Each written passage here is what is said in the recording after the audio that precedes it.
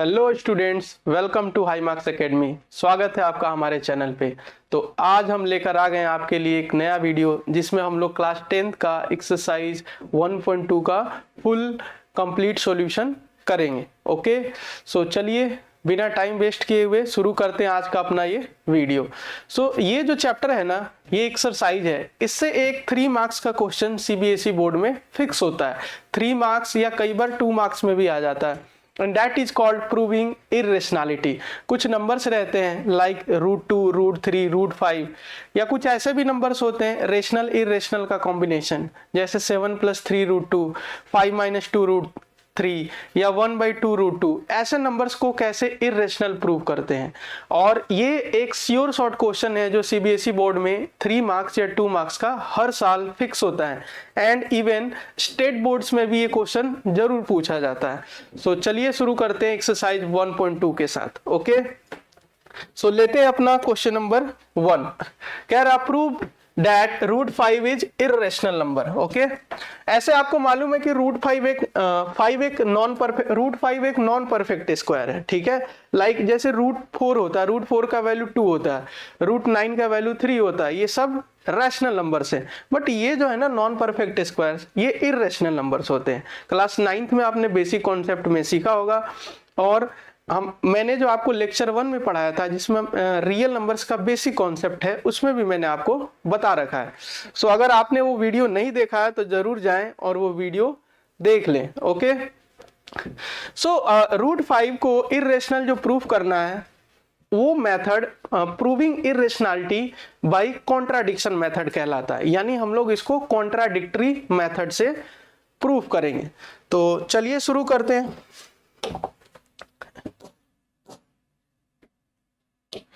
सबसे पहले क्या होता है कॉन्ट्राडिक्शन में, हम पहले से मान लेते हैं कि √5 एक इरेशनल नंबर नहीं है। ये कैसा नंबर है? एक रैशनल नंबर है। ठीक है, let suppose √5 is a rational number,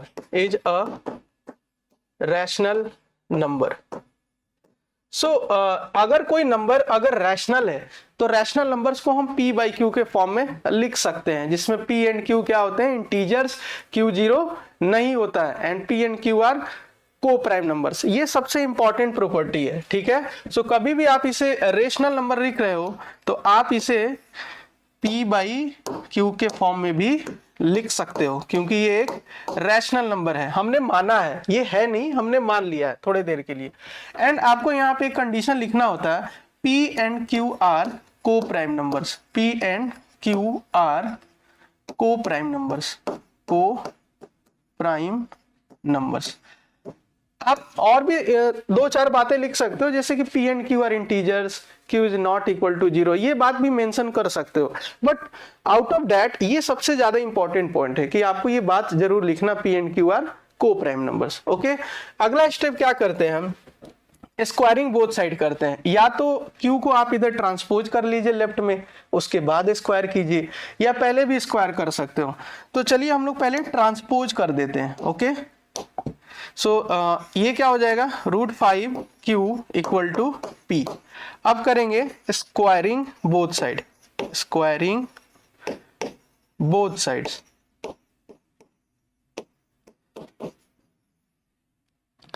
अब इसका जैसे ही हम लोग स्क्वायर करेंगे तो क्या होगा? √5q का स्क्वायर इक्वल टू p²। ये √5 का स्क्वायर हो जाएगा 5 एंड q का स्क्वायर क्या होगा? q² equal to p²। Okay,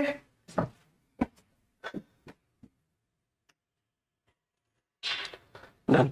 okay, अब हम क्या करेंगे? q² इक्वल टू p²/5 लिखेंगे।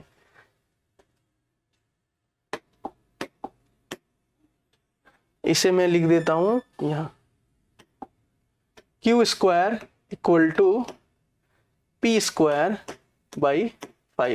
यहां से एक हमें इंफॉर्मेशन मिल रहा है, जो हमने एक थ्योरम पढ़ा है कि if p divides a² then p divides a। Theorem है जो इस चैप्टर का है, वो हमने ऑलरेडी पढ़ लिया है।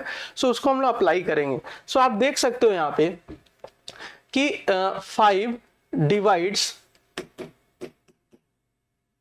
p²। Therefore 5 divides p, 5 divides p। 5 एक नंबर है जो p स्क्वायर को डिवाइड दे रहा है, तो अगर p स्क्वायर को डिवाइड दे रहा है तो वो p को भी डिवाइड देगा। ओके, सो इसे क्या करते हैं हम बॉक्स में पुट अप करके इसे इक्वेशन 1 मार्क कर देते हैं। ये बन गया इक्वेशन 1। ओके, अब क्या करेंगे, देखिए 5 अगर p को डिवाइड दे रहा है, 5 अगर p को डिवाइड दे रहा है यानी p जरूर एक 5 का मल्टीपल होगा। कोई 5 के टेबल में आने वाला नंबर होगा तभी तो वो 5 से डिविजिबल है, नहीं तो वो डिविजिबल नहीं होता। सो हम क्या करेंगे, अब p को एक इंटीजर लेट करेंगे, let p equal to 5c, p equal to 5c, मतलब p है ना ये एक 5 का मल्टीपल है, c को इंटीजर है, एक रैंडम इंटीजर है। आप यहां मेंशन कर सकते हो c इज एन इंटीजर, ये एक इंटीजर है। ओके, सो अब क्या करेंगे, नेक्स्ट स्टेप, अब हम लोग p इक्वल टू 5c का वैल्यू इन किसी इक्वेशन में पुट कर देंगे, जैसे या तो ये वाला या तो ये वाला, ये वाले में या तो ये वाले में। तो हम इस वाले इक्वेशन में p का वैल्यू पुट करते हैं, put p equal to 5c in 5q square equal to p square. So क्या बन जाएगा, 5q square equal to 5c का स्क्वायर, तो ये बन जाएगा 5q square equal to 25c square.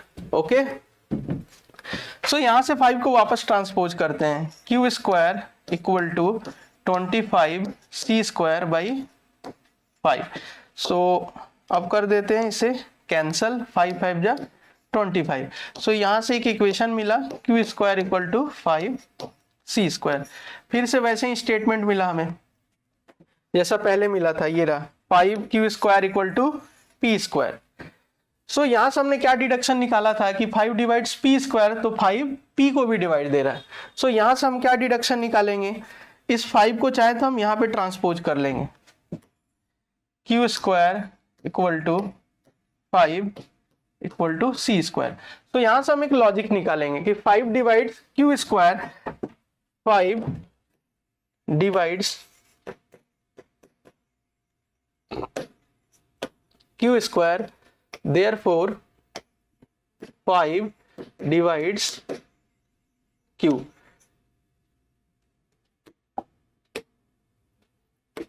इसे कर लेंगे हम बॉक्स में प्लेस और इसे मार्क कर देंगे इक्वेशन 2। ठीक है, सो यहां हमने दो चीज फाइंड कर लिया, एक तो इक्वेशन 1 जिसमें हमने लिखा है कि 5 divides p, and equation number 2 जिसमें लिखा है 5 डिवाइड्स q। सो अब हम इक्वेशन 1 एंड 2 से क्या कह सकते हैं, okay, from 1 and 2, from 1 and 2 we can say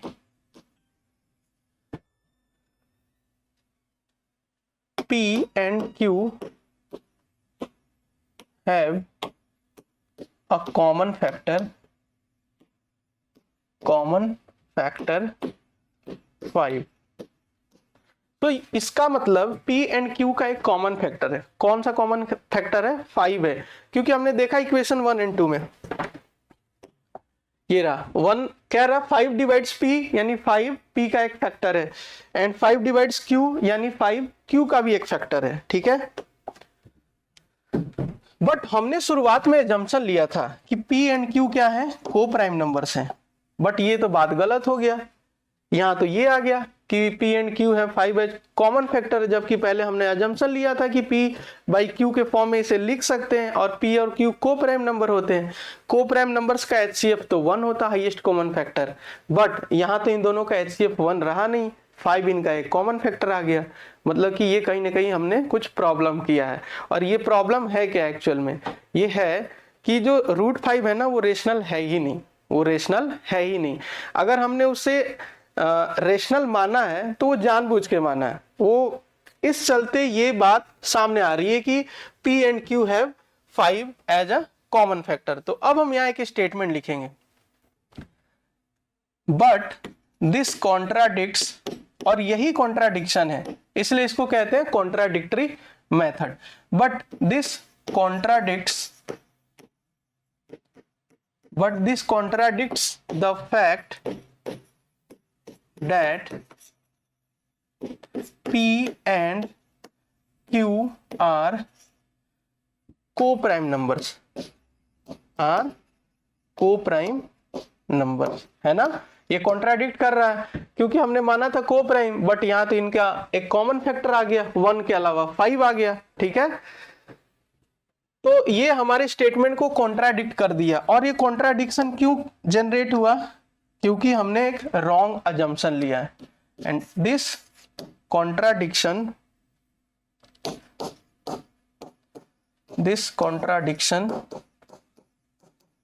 has arisen because of our wrong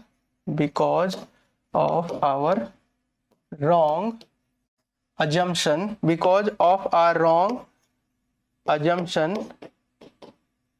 that root 5 is a rational number. ये हमारे रॉन्ग अजम्पशन के चलते कॉन्ट्राडिक्शन हुआ। ओके, सो एट लास्ट हम लोग क्या लिखेंगे, hence root 5 is an irrational number. बस ये आपके स्टेप्स फिक्स होते हैं, इतने आपको स्टेप्स लिखने हैं, ठीक है। चलिए मैं एक बार आपको रिकैप करा देता हूं। सबसे पहले क्या करेंगे, जो रूट 5 एक इररेशनल नंबर, इसे प्रूफ करना है, तो सबसे पहले इसे हम रैशनल नंबर मान लेंगे। सो रैशनल नंबर्स को हम p बाई क्यू के फॉर्म में लिख सकते हैं, जहां p एंड q क्या होते हैं, को प्राइम नंबर्स होते हैं। ये हमने यहाँ स्टेटमेंट में लॉजिक में लिख दिया ब्रैकेट में, ये मस्ट है, ये आपको लिखना ही चाहिए। ओके, उसके बाद हम क्या करेंगे, इसको इधर ट्रांसपोज करेंगे, ये बन गया root 5q equal to p। उसके बाद हम करेंगे स्क्वायरिंग, जैसे ही हमने स्क्वायर किया तो ये क्या आ गया, 5q square equal to p square. 5 को इधर ट्रांसपोज किया, सो ये क्या बता रहा है, q square equal to p square by 5। इसका मतलब 5 डिवाइड्स p स्क्वायर, कहीं ना कहीं 5 है ना, p स्क्वायर को डिवाइड दे रहा है, सो 5 p को भी डिवाइड दे देगा, ठीक है। उसके बाद हम क्या करेंगे, p को एक नए नंबर से एज्यूम करेंगे, लाइक हमने किया p इक्वल टू 5c, जहां c एक इंटीजर है। फिर इस p इक्वल टू 5c को हम इस वाले इक्वेशन में पुट कर देंगे, या तो इसमें या तो इसमें। उसके बाद हमें एक दूसरा स्टेटमेंट मिलेगा कि 5 डिवाइड्स q स्क्वायर, यानी कि 5 q को भी डिवाइड करेगा, यानी कि p एंड q के एक कॉमन फैक्टर आ गए 5, 1 के अलावा, 1 के अलावा एक दूसरा फैक्टर आ गया जो दोनों को डिवाइड दे रहा है। इसका मतलब कि ये दोनों को प्राइम नहीं है। फिर हम ये लिखेंगे, from 1 and 2 we can say p and q have a common factor 5, but this contradicts the fact that p and q are coprime numbers. यहाँ एक कॉन्ट्राडिक्शन क्रिएट हो गया कि हमने तो इसको को प्राइम माना था, बट यहाँ तो p एंड q के पास एक कॉमन फैक्टर आ गया 5। और ये कॉन्ट्राडिक्शन क्यों अराइज हुआ, ये लिख देंगे, this contradiction has arisen because of our wrong assumption that root 5 is a rational number. And at last हम क्या लिखेंगे, एट लास्ट हम ये बात लिखेंगे कि hence root 5 is irrational number. Okay okay, so I hope आपको अच्छे से क्वेश्चन समझ में आ गया होगा। आप है ना एक बार वापस ट्राई करना, जैसे कि मैं आपको एग्जांपल दे देता हूं, prove that root 7 is an irrational number, prove that root 3 is an irrational number. ऐसे क्वेश्चंस को आप 2-3 बार करना, प्रैक्टिस, आपको याद सा हो जाएगा। ओके, और ये एक सीबीएसई बोर्ड में जरूर पूछा जाता है हर साल क्वेश्चन में, ठीक है, चाहे कोई सा भी सेट हो, बेसिक का सेट हो या तो स्टैंडर्ड का हो। ओके, तो चलिए मूव करते नेक्स्ट क्वेश्चन की तरफ, क्वेश्चन नंबर 2। सो ये क्वेश्चन नंबर 1 से इजी है। ओके, ये उससे इजी है। तो कभी भी ये आपके एनसीईआरटी में ऐसा लिखा रहता क्वेश्चन कि prove that 3 + 2 root 5 is an irrational number, but यहाँ पे एक थोड़ा सा कंडीशन है ना मिसिंग रहता है। जैसे बोर्ड्स के एग्जाम्स में आपको एक कंडीशन दिया रहता है कि given that root 5 is an irrational number, वहां पे ये मेंशन रहेगा given that √5 is an irrational number. तो स्टार्ट करते हैं, ये काफी इजी है। सो ऐसे प्रॉब्लम्स में हम क्या करते हैं कि सेम वही स्टेप है कि पहले तो एजम्पशन लेंगे कि let suppose this is a rational number. Rational number को p बाई क्यू के फॉर्म में लिखेंगे। उसके बाद जैसे वहां स्क्वायरिंग करते थे, यहाँ पे स्क्वायरिंग नहीं करना है, क्योंकि यहाँ पे एक बात ये लिखा हुआ है, ये ऑलरेडी मेंशन्ड है, ये एक इरेशनल नंबर है, ठीक है। सो ये क्वेश्चन उस क्वेश्चन से काफी इजी है। तो सबसे पहले एजम्पशन करते हैं, let us assume 3 plus 2 √5 is a rational number,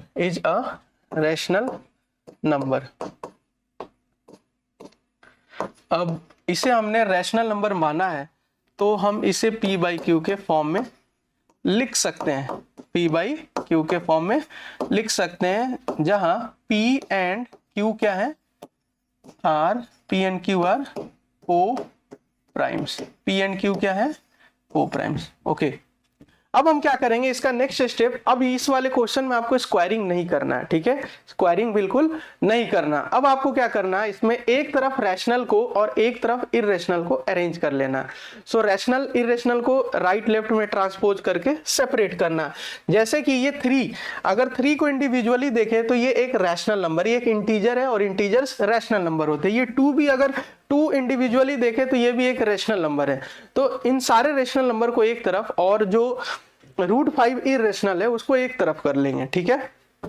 सो कुछ नहीं करना है, हमें टर्म्स को केवल ट्रांसपोज करना है। तो 3 को मैं राइट में ट्रांसपोज कर देता हूं, p बाई क्यू माइनस 3। अब यहां ले लेंगे हम लोग एलसीएम। सो ये रहा q p minus 3q, okay.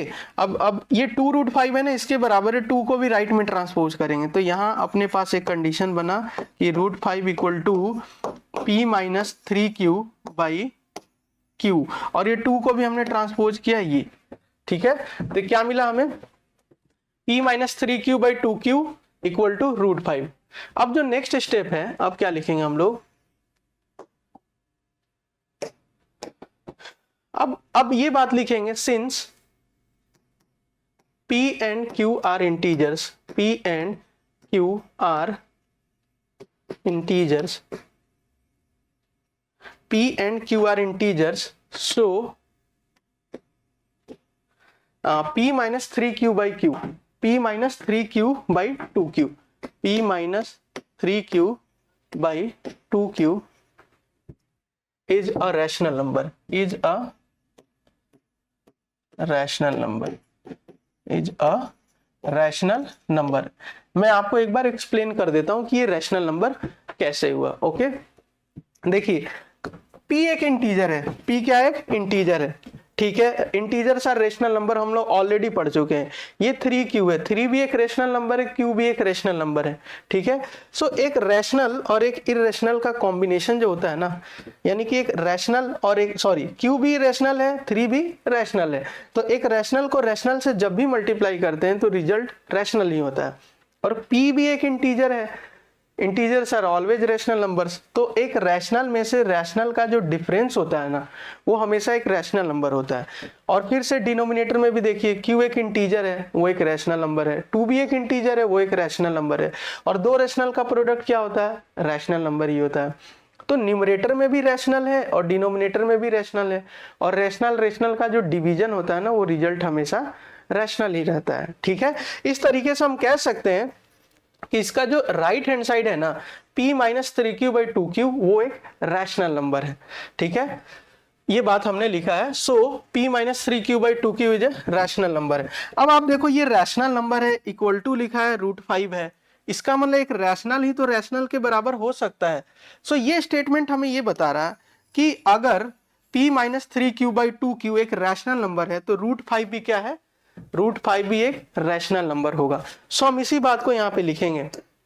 So √5 is also a rational number.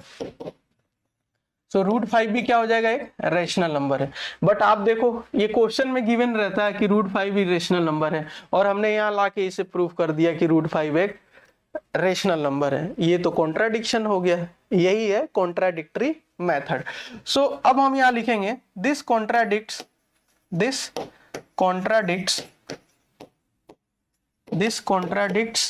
The fact that root 5 is an irrational number. Okay, and this contradiction has arisen,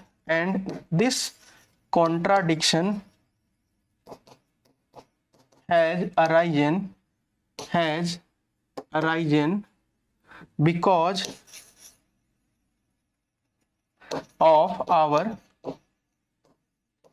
wrong assumption that 3 plus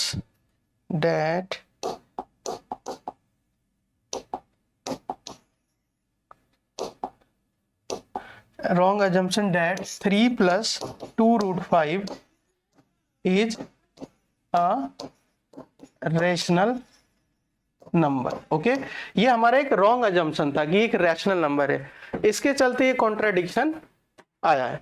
ठीक है, सो अब अपना लास्ट स्टेटमेंट बच गया, final answer. Okay, hence 3 plus 2 root 5 is an irrational number, सो काफी जी आप देख सकते हो कि अगर ऐसे नंबर्स हैं और ये गिवन है कि रूट 5 इरेशनल नंबर है, तो आपको बस ये सिंपल से स्टेप्स फॉलो करने हैं। सबसे पहले उस नंबर को पी बाई क्यू के फॉर्म में एज्यूम करना है, फिर एक तरफ रैशनल और एक तरफ इरेशनल। फिर ये वाला नंबर है ना रैशनल है, तो इसका मतलब ये भी रैशनल होना चाहिए, तो हम ये बात लिखेंगे। So root 5 is also a rational number, but एक रैशनल इरेशनल के बराबर कैसे हो सकता है। उसके बाद भी हमने ये प्रूव कर दिया कि रूट 5 एक रैशनल नंबर है, बट इसने स्टेटमेंट में बताया था कि रूट 5 एक इरेशनल नंबर है। सो रैशनल नंबर कभी इरेशनल के बराबर नहीं हो सकता, यही कॉन्ट्राडिक्शन है। और ये क्यों कॉन्ट्राडिक्शन प्रोड्यूस हुआ, क्योंकि हमने रॉन्ग अजम्पशन किया था कि 3 plus 2 root 5 is rational number है। इसका मतलब 3 plus 2 root 5 कैसा नंबर है, इरेशनल नंबर। ये final answer. Okay, so I hope यहां तक आपको समझ में आ गया होगा। काफी इजी है क्वेश्चन नंबर 2। तो चलिए करते हैं question number 3। Question number 3 same वैसे ही प्रॉब्लम है, prove that the following are irrational. अब देखो इसमें दो तरीके से सवाल आता है, इसमें दो तरीके से, अगर आपको 3 मार्क्स का आ जाए या तो 2 मार्क्स का क्वेश्चन आ जाए। और अगर मान लो यहाँ पे कुछ भी नहीं गिवन है कि रूट 2 इज इरेशनल, और अगर आपको दे दे कि रूट 2 इरेशनल नंबर है ना, बट आपको ऐसा देगा क्यों कि रूट 2 इरेशनल नंबर है, क्यों देगा, क्योंकि यहाँ पे उसने 1/√2 के बारे में पूछा है, 1/√2 के बारे में पूछा है। केवल आपको अगर ऐसा दे देता कि prove that root 2 is irrational number, so आपको वही वाला मेथड यूज करना पड़ता जो क्वेश्चन नंबर 1 में किया हमने। ठीक है, और अगर मान लो आपको ऐसा गिवन है कि prove that this is irrational number, given that, मैं लिख देता हूं यहां, given that root 2 is irrational। So mostly यही आपको मिलेगा ऐसे प्रॉब्लम्स में कि आपको गिवन होगा, बोर्ड के जो पेपर्स आते हैं उसमें एक कंडीशन गिवन होता है, बट आपके एनसीईआरटी टेक्स्ट बुक में नहीं लिखा होता। ओके, तो चलिए शुरू करते हैं। सो इसमें क्या करेंगे, सबसे पहले एज्यूम करेंगे, let us assume 1/√2 is a rational number, और अपने हम लोगों ने इसे रैशनल नंबर मान ही लिया, तो इसे हम p/q के फॉर्म में लिख सकते हैं, equal to p/q। Okay, where p and q are coprimes. Same question है जैसे हमने क्वेश्चन नंबर 2 को सॉल्व किया है ना, सेम वैसे ही क्वेश्चन है, सेम स्टेप्स है, केवल नंबर चेंज हो गया। where P and Q are co-prime numbers. P and Q कैसे नंबर्स है? co-prime numbers. ठीक है, अब यहाँ पे क्या करते हैं, इसे हम रेशनलाइज कर देते हैं। तो इसका कर रहे हैं हम लोग रेशनलाइजेशन। सो 1/√2 को √2 से मल्टीप्लाई कर देंगे न्यूमरेटर एंड डिनोमिनेटर में। तो ये क्या बन जाएगा, √2/2 इक्वल टू P/Q। ठीक है, अब सेम स्टेप वही, एक तरफ रेशनल और एक तरफ इरेशनल। तो इसमें केवल 2 एक रेशनल नंबर है, 2 को हम राइट में ट्रांसपोज कर देंगे। तो ये क्या बन जाएगा, √2 equal to P, √2 equal to 2P/Q। फिर से सेम स्टेटमेंट वही लिख देंगे हम लोग, since P and Q are integers, so 2P/Q क्या होगा, एक रेशनल नंबर होगा। और एक रेशनल इरेशनल के बराबर कैसे हो सकता है, और वो कॉन्ट्राडिक्टरी दिखाएगा। ओके, सो हम लिखेंगे since P and Q, since P and Q are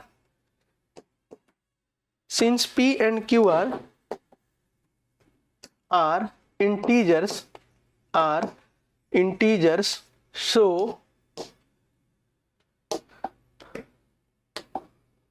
2P/Q, so 2P/Q is a rational number, hence अगर ये रेशनल है, अगर ये रेशनल नंबर है, ये अगर रेशनल है तो ये भी क्या होना चाहिए, रेशनल होना चाहिए, क्योंकि बीच में इक्वालिटी का साइन लगा हुआ, 2P/Q इक्वल टू √2। तो इसका मतलब यही हुआ कि ये रेशनल है तो ये भी रेशनल होगा, क्योंकि रेशनल नंबर ही रेशनल के बराबर हो सकता है। ओके, सो अब हम लोग लिखने वाले हैं hence √2 is also a rational number, but फिर वही वाली बात, कॉन्ट्राडिक्शन वाली, but this contradicts the fact that √2 is an irrational number, क्योंकि ये क्वेश्चन में ही मेंशन रहेगा आपको कि एक इरेशनल नंबर है, और हमने यहाँ प्रूव किया रेशनल, तो यही है कॉन्ट्राडिक्शन। फिर एक लास्ट स्टेटमेंट हम क्या लिखते हैं, this contradiction has arisen, this contradiction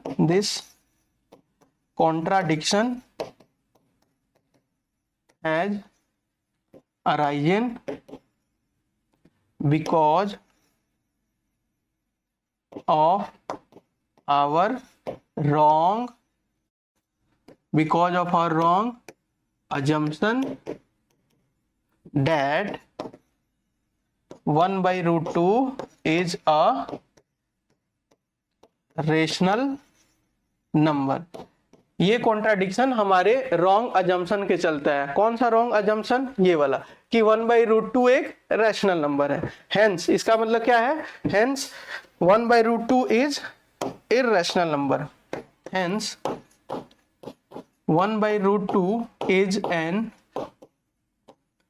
irrational number. Okay, good, I hope आपको समझ में आ गया होगा। काफी इजी है, ये एक जैसे प्रॉब्लम्स है ना। जो क्वेश्चन नंबर 1 था वो थोड़ा डिफरेंट था, बाकी क्वेश्चन नंबर 2 और 3 के 3 पार्ट्स हैं, 3 के 3 पार्ट्स हैं। ये पार्ट 1 था, पार्ट 2 एंड पार्ट 3 अभी करेंगे हम लोग। सो वो भी सेम ऐसे ही प्रॉब्लम्स है। ओके, तो चलिए करते हैं नेक्स्ट वाला क्वेश्चन। नाउ 3 का second part, prove that 7√5 is an irrational number. यहां भी वंस अगेन ऐसा आपको गिवन होगा, given that √5 is an irrational number। Okay, तो सबसे पहले क्या करेंगे, वही सेम स्टेप्स ओके अब आई थिंक आपको अब याद सा हो जाएगा, है ना। आपने 3-4 प्रॉब्लम्स को सॉल्व कर लिया और सेम स्टेप्स बार बार रिपीट हो रहे हैं। सो ऐसे आप 10 बार बना लोगे ऐसे 10 क्वेश्चन, तो आपको याद सा हो जाएगा एंड आपका 3 मार्क्स एकदम फिक्स हो जाएगा। Okay, so let us assume 7√5 is a rational number। इसको सबसे पहले क्या करते हैं, is a rational number, is a rational number। so rational numbers को p by q के फॉर्म में लिख सकते हैं। so let us write as p by q and write the condition where p and q are co-primes, where p and q are co-primes। ठीक है, where p and q are co-primes।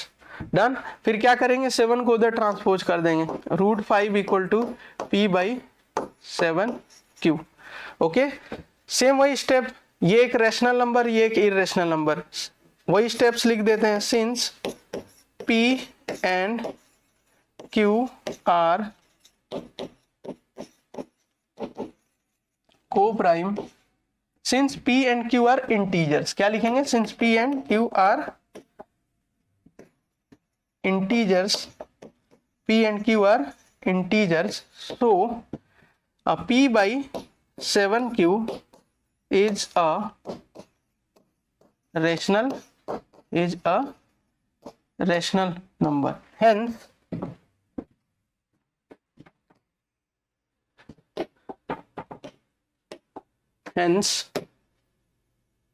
√7 is also a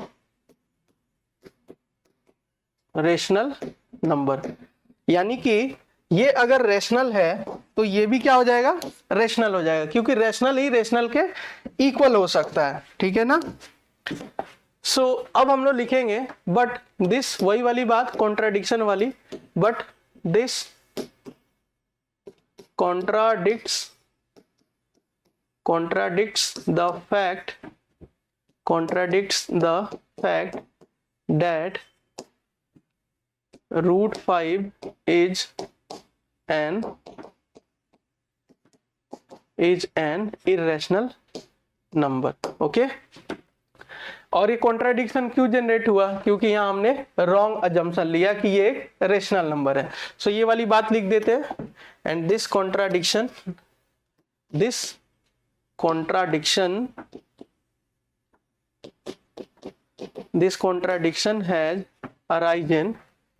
has arisen because of our wrong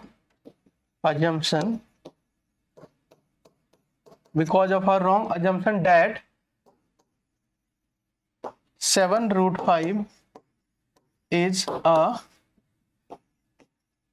rational number। Hence, last में क्या लिखेंगे students, hence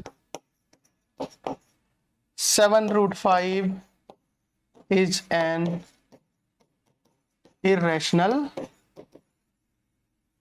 number। Okay, so ये होता है proving numbers by contradictory method. हम पहले मान लेते हैं कि ये एक रैशनल है, फिर इसी में से कोई बात है ना, कॉन्ट्राडिक्शन हो जाता है यहाँ पे, क्योंकि यहाँ पे ये तो दिया रहता है कि ये इरेशनल है और हम यहाँ पे जाते जाते क्या प्रूव कर देते कि ये रैशनल है। सो ये कॉन्ट्राडिक्शन हो गया। ठीक है, so this is called proving irrationality by contradiction method. काफी जी प्रॉब्लम से, अब इसका एक थर्ड पार्ट बच गया, अब हम लोग वो करेंगे, है ना। तो चलिए मूव करते हैं नेक्स्ट क्वेश्चन की तरफ।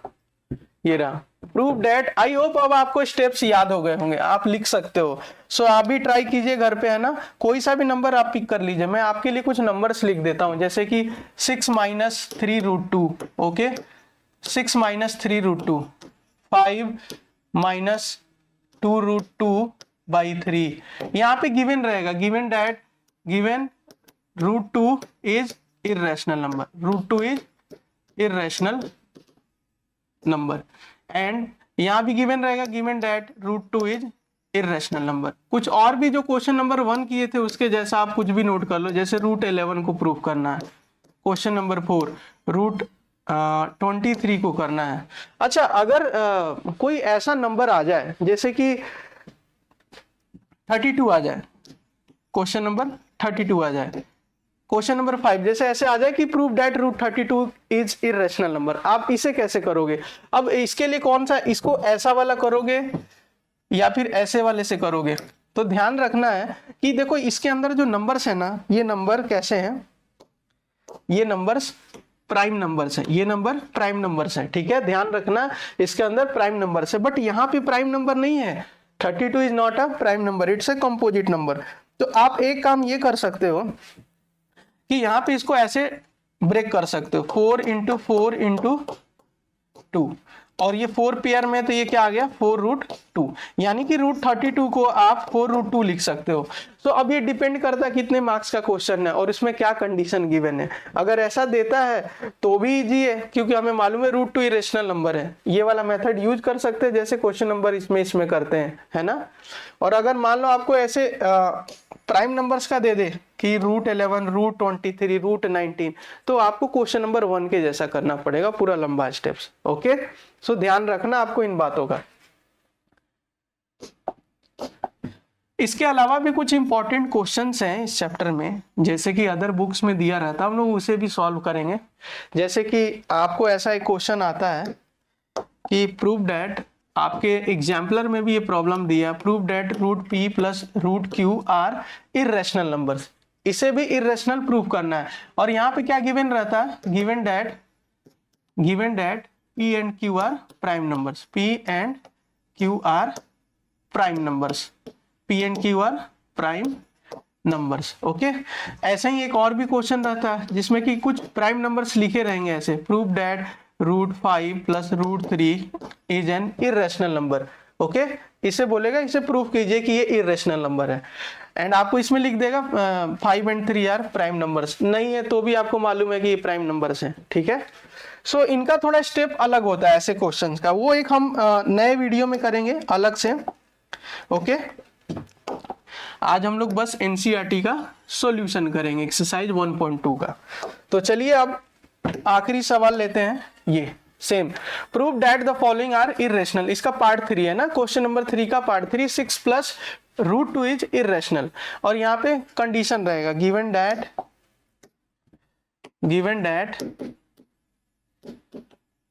√2 is irrational, given that √2 is irrational number. Okay, same steps हैं। ओके, चलिए सबसे पहले वही स्टेप, लेट अस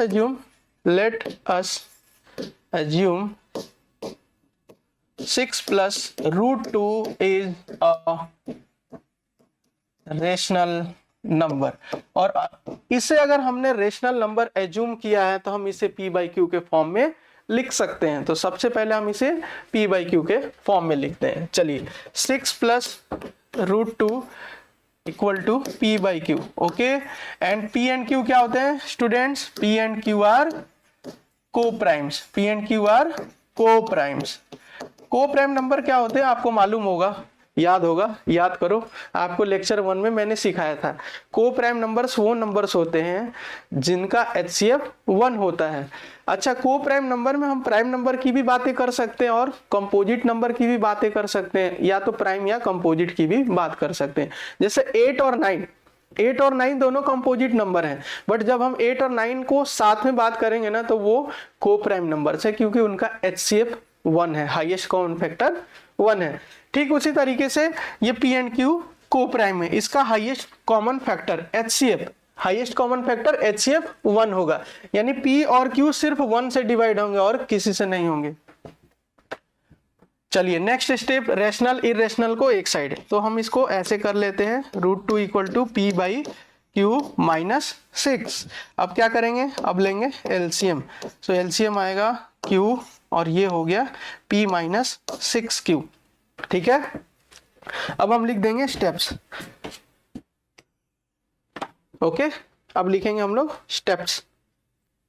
सो लिखेंगे वही same step, since p and P and Q are integers. P and Q क्या है? Integers. So P minus 6Q by Q. P minus 6Q by Q. P minus 6Q by Q is a rational number. Is a rational number. कैसे rational number? सो ये एक rational number है, 6 एक rational number है, Q भी एक rational है, तो दो रेशनल का प्रोडक्ट रेशनल होता है. और P एक इंटीजर है, तो ये तो रेशनल नंबर है ही. तो दो रेशनल नंबर का डिफरेंस रेशनल नंबर होता है. और रेशनल नंबर को Q यानी वो भी एक इंटीजर है, वो भी रेशनल है, यानी कि रेशनल को रेशनल से डिवाइड करेंगे तो जो रिजल्ट आता है वो भी रेशनल होता है, जैसे आपको मैंने क्वेश्चन नंबर 2 में समझाया था. सो ये एक रैशनल नंबर है. और ये एक रैशनल नंबर है, इसका मतलब क्या हुआ स्टूडेंट्स? ये अगर रैशनल है तो ये भी क्या हो जाएगा? रैशनल नंबर हो जाएगा. ठीक है, तो हम लोग ये बात लिख देते हैं. सो √2 is also a rational number. But अब आ गया अपना कॉन्ट्राडिक्शन, क्योंकि सवाल में यहाँ क्या मेंशन था? √2 एक इरेशनल नंबर है. कैसा? √2 इरेशनल नंबर है. सो अब वो लिखेंगे बात. But this contradicts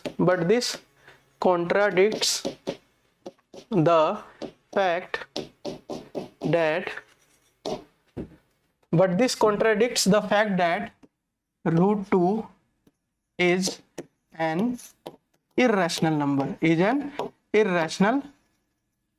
Irrational number.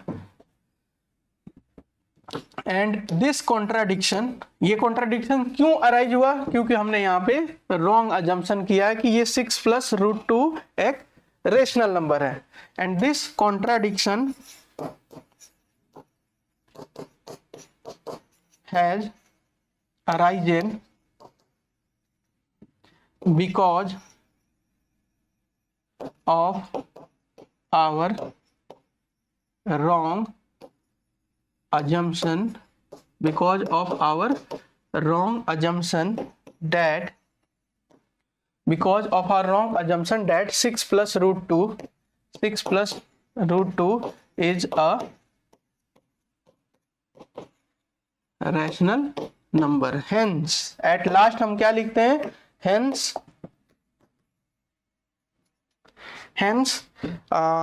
6 plus √2, hence 6 plus √2 is an irrational number. Okay. So I hope आपको यहां तक समझ में आ गया होगा और आपको तो ये याद सा हो जाएगा. आप 2-3 बार है ना इस एक्सरसाइज को बना लो, आपको याद हो जाएगा एंड 3 या 2 मार्क्स आपके बोर्ड में कंफर्म हो जाएंगे, क्योंकि एक क्वेश्चन हर एक पेपर में आपको ऐसा देखने मिलता है. सो आई होप आपको यहां तक समझ में आया हो. नहीं आया तो वीडियो को पॉज कीजिए, दोबारा देखिए, खुद से सॉल्व कीजिए. ठीक है, क्योंकि आप खुद सॉल्व करोगे तो ज्यादा सीख पाओगे और स्टेप्स आपको याद करने की जरूरत नहीं है. सेम क्वेश्चन है, आप एक क्वेश्चन को 2 या 3 बार या एक ही टाइप के 2-3 प्रॉब्लम्स को सॉल्व करोगे, आपको स्टेप्स याद से हो जाएंगे. ठीक है, सो कहीं भी रटने की जरूरत नहीं है ना, बिल्कुल नहीं.